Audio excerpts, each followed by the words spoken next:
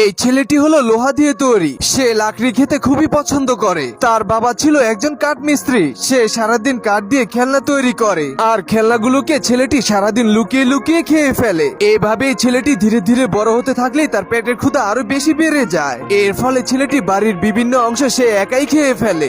আর অন্যদিকে তার বাবা সারাদিন কাঠ এনে তাদের বাড়িটাকে ঠিক করার চেষ্টা করলেও সে পারে না, কারণ ছেলেটি এখন এতটাই ক্ষুধার্ত হয়ে গিয়েছে যে তাদের বাড়ির পুরো অর্ধেকই খেয়ে ফেলে। যার ফলে ছেলেটির বাবা একটি খাম্বা দাঁড়া করিয়ে দেয় যেন তাদের বাড়িটি না পড়ে। এর কিছুক্ষণ পরেই ছেলেটি যে সেই খাম্বিটাকে খেয়ে ফেলতে থাকে এবং তখনই তাদের পুরো বাড়িটি ধসে পড়ে। আর ছেলেটির বাবা এসে তাকে জড়িয়ে ধরে, যার কারণে ছেলেটি বেঁচে যায়। কিন্তু ছেলেটির বাবা প্রচন্ড পরিমাণে রেগে যেয়ে তাকে বকতে থাকে আর বলতে থাকে, তুমি কাঠ না খেলে আমাদের বাড়িটা আজকে ভালো থাকতো। এরপরে ছেলেটি বলতে থাকে, বাবা আমি কাঠ না খেলে তো মারা যাব, কারণ আমার বুকের ভিতরে আগুন না জ্বললে তো আমি বেঁচে থাকতে পারবো না। আচ্ছা ঠিক আছে, তুমি যেহেতু বলতেছো তাহলে আজ থেকে আমি আর কোনো কাঠ খাবো না। এটা বলেই ছেলেটি সেখান থেকে পাহাড়ের উপরে চলে যায়। অন্যদিকে যখনই ঝড় বৃষ্টি হতে শুরু করে তখনই ছেলেটির বাবা তার কথা মনে করে এবং সে তার রাগের কথা ভুলে যেয়ে তার ছেলেকে খোঁজার জন্য পাহাড়ের উপরে উঠে যায়। সেখানে যেয়ে তার ছেলেকে পাহাড়ের এক কর্নারে দেখা মাত্রই সে দৌড় দিয়ে যেয়ে তাকে জড়িয়ে ধরে এবং ছেলেটির বুকের দিকে তাকিয়ে বুঝতে পারে যে তার ছেলেটি মারা গিয়েছে,